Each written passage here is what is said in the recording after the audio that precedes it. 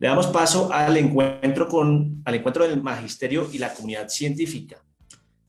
Y aumentan los casos de contagio en Europa y sobre todo pues centrado esto en la expansión de la variante Delta. Nos acompaña Edilma Suárez, presidenta de la ANEC seccional Bogotá Cundinamarca, y también nuestro director Jairo Castro Ballesteros. Bienvenidos a los dos. Jairo, buenos días. Edilma, muy buenos días. Andrés, muchas gracias. Edilma, muchas gracias. Yo quería agradecerle a Edilma su tiempo porque sé que anda muy ocupada en sus cuestiones académicas y del sindicato. Edilma, es para eso agradecerte y para que nos dé un informe acerca de lo que está pasando en el mundo con la pandemia y esas nuevas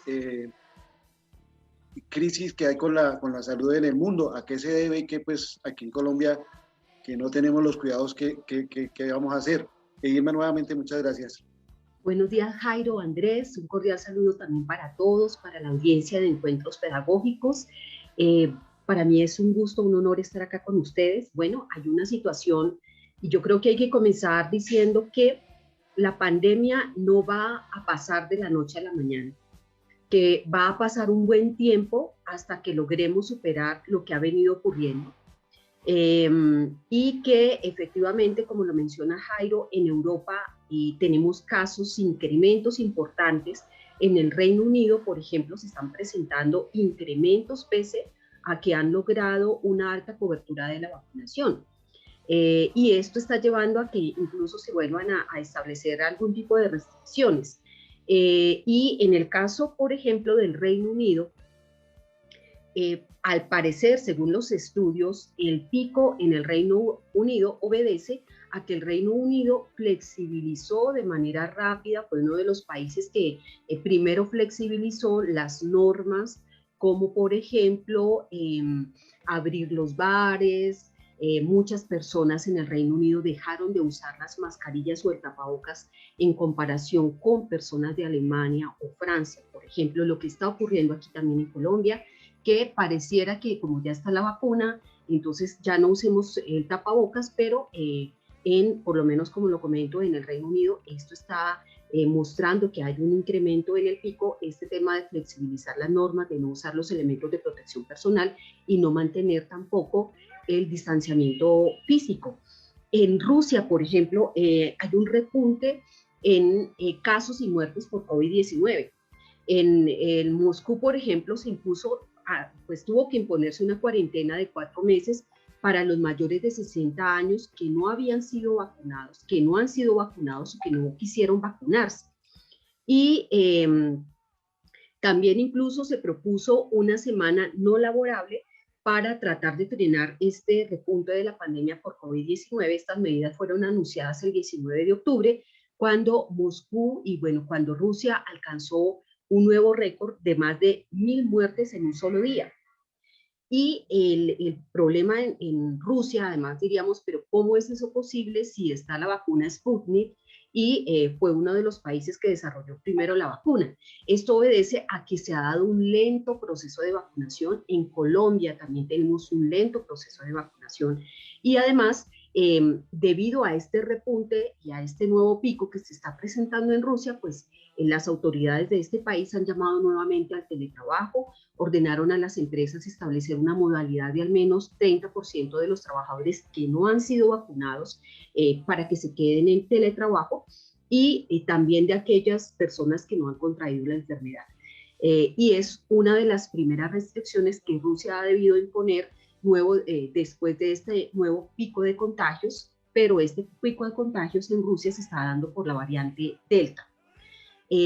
Lo otro es que el lento proceso de vacunación obedece también a otra problemática que tenemos en Colombia y es la negación de la población a vacunarse. O sea, es una realidad que hay que vacunarse para poder detener la circulación del virus. Mientras tengamos una baja cobertura de vacunación, las personas no se quieran vacunar, el virus va a seguir circulando y en este momento las personas que siguen siendo más susceptibles, pues son las personas mayores que tienen diabetes, que tienen hipertensión, siguen siendo las personas más vulnerables. Y de acuerdo al informe de la Organización Panamericana de la Salud, en cabeza de la directora de esta entidad, Ella ha mencionado que en los últimos 60 días, 11 países y territorios de América Latina han pasado de una transmisión moderada a una transmisión intensa, lo cual es preocupante, especialmente porque se ha abierto el espacio aéreo y porque en esta época de fin de año se retoma todo el tema de los viajes internacionales y allí empieza a circular nuevamente las cepas y de pronto aparecer nuevas cepas, ¿no?